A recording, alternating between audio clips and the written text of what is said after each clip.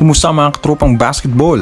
Dennis Schroeder nagbabalik sa LA Lakers matapos natanggihan ni Schroeder ang offer ng Lakers noong 2021 at magpalipat-lipat sa Boston Celtics at Houston Rockets.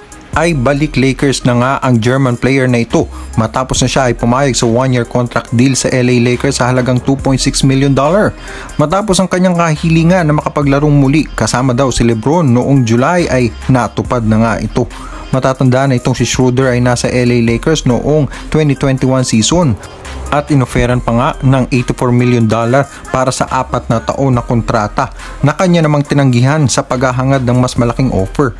Pero ang desisyon na yun pala ang magpapahamak sa kanya dahil naging mas mababa ang naging mga offer sa kanya.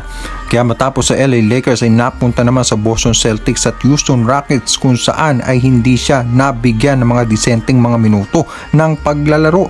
Kaya naman sa pagbabalik niya sa LA Lakers ay kinatuwa nga ito ni LeBron James. Pero para naman sa mga fans ay hinamak siya dahil sa pagtanggi niya sa malaking offer sa kanya noon at para lang pumirma ulit sa mas maliit na halaga. Pero sa tingin ko ay isang paraan ito ni Schroeder na patunayan ang sarili niya at itama ang kanyang mga maling desisyon noon. Baka sakaling muling mag-offer sa kanya ang Lakers at for sure ay hindi niya na ito tanggihan. Samantala, LA Lakers hindi pa rin nga tapos sa pagbuo ng kanilang roster para sa paparating na regular season. At ayon sa mga NBA rumors na target ng Lakers ang ilang mga manlalaro ng Utah Jazz na sina Bogdan Bogdanovic, Jordan Clarkson at Malik Beasley. Ang Lakers ay kinulang sa depensa at suporta mula sa 3-point shooting noong nakaraang season. Kaya naman ang target nila ay ang makakuha ng mga manlalaro na tirador mula sa labas. At isa na nga dyan ang kayang ibigay ni Bogdanovic. Ang Utah Jazz ay may kasalukuyang 17 players kaya paniguradong meron pa silang tatanggalin bago mag-umpisa ang regular season. Sa ngayon ay nasa usapan pa rin ang trade rumors na ito.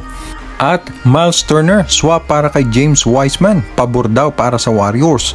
Ayon sa isang NBA executive na kung nais ng Golden State Warriors na manatiling contending team para ngayong darating na season ay dapat raw nakunin nila ang serbisyo ni Miles Turner kapalit ni James Wiseman.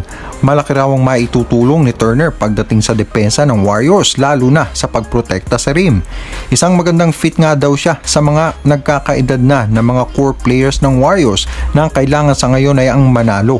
Si James Wiseman ay hindi pa rin subok kaya naman kung hangad ng Warriors ang manalo ay kailangan nila ang depensa na maibibigay ni Turner. Sa mga katropa natin dyan na bago pa lang sa ating channel, please don't forget to like and subscribe at mag-comment sa inyong mga masasabi. Maraming salamat po.